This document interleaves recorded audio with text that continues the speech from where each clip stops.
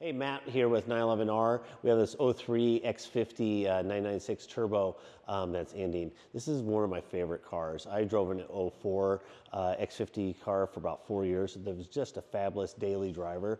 The car just performs so well. You have that Metzger twin turbo motor. It just got gobs of power, gobs of torque, and just rips down the road. The chassis on these cars is very compliant, easy for daily driving. So this car's got 20,000 miles on it. It's triple black. It's original paint on the whole car. It's been fully serviced and maintained. We've posted all the records and receipts on the car. Same owner since 2012. He was the second owner. Mechanical engineer here, local, very much a Porsche file, very much an enthusiast. This car has been super well taken care of. We've got great Michelin tires on it. Come around the interior.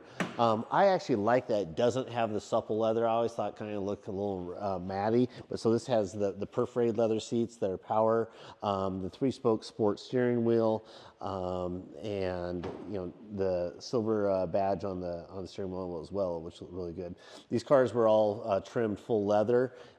This car had a $155,000 window sticker on it, so that's a big window. It was a lot of money back in 03.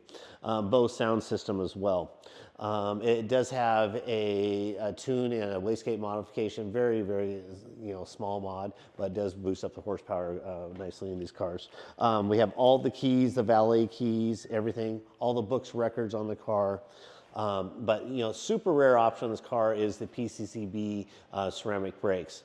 Zoom in and check those out. Those are really cool. This is pretty early era ceramic brakes. There wasn't many cars you could get with this. The first car I ever drove one was a GT2. It had the PCCBs, but so this car's basically in that same era.